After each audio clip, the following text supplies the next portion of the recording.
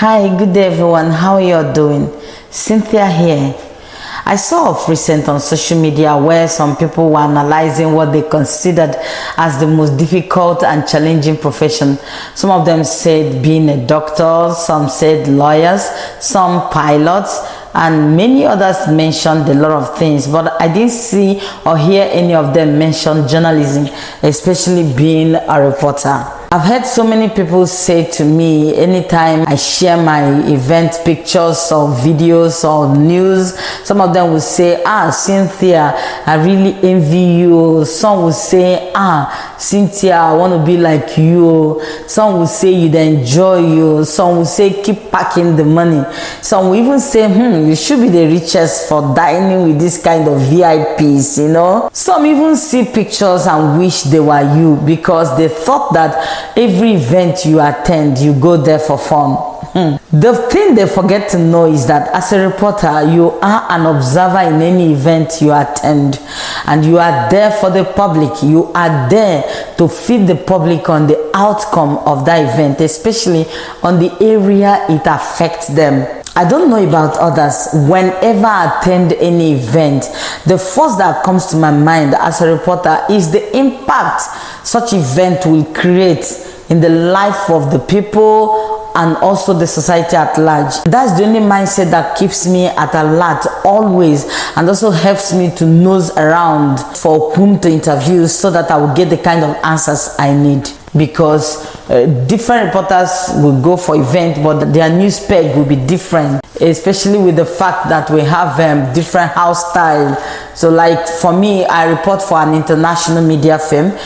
My news peg will be different from those that are reporting states or local government. Your house style at times forms the tone of your news, you know. So my area of concern may be different from the area of concern of another reporter from another media house. Sometimes most of the things that will be said during the event may not even be the area I will carry my news, and that's why some of us used to conduct interviews.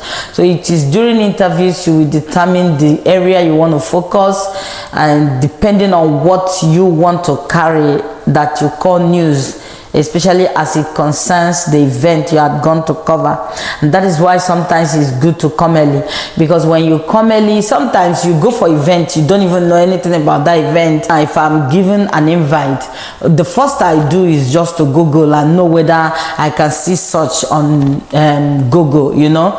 But most times you won't even see any, so you have to go very early so that you at least have time to meet with the organizers and know why they have called for such event, why they organize such event, what they have in mind to achieve, and what they have in mind to do for the general public. If you go early and you are able to see some of the organizers, they will tell you some things that you need to know, and what they tell you may even form your interviews, because sometimes if you go there without knowing anything about what you have gone for, it will be difficult for you to conduct interviews.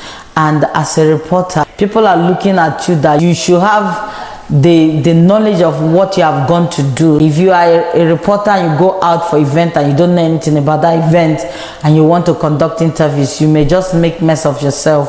Imagine when you're asking a question and the person you're interviewing, when he wants to respond, is throwing back the question to you and telling you that at least this is where or how you should have patterned your question. You know, to me, it's already a beginning of mess, and you are already making mockery of yourself. So there's every need you go early, get the knowledge of what you've gone there for, so that you will ask the right question. You know, as a journalist, you have an ethics or a guideline that is also guiding you. You are not completely free. Therefore, you have to also tread with caution, because you are there to represent your office. You are also there to represent the general public, because you are their mouthpiece. You are there to inform them, educate them, and also entertain them a bit on whatever event you are going to do. And that is why in this era of social media, especially digital media, there is every need to, like, at times, you know, after, especially if you are not from a TV station, you can also use social media to combine pictures and videos. yeah, to make it more entertaining and gain more listenership or viewership. At least use social media to make your news more entertaining to your audience or to the general public. So maybe next time we will talk about why it is good to go early to an event as a reporter. It will be a topic of its own. Let's end this one here because it has actually taken time. God bless you all. I remain your Cynthia, saying happy weekend and enjoy your evening. Bye for now.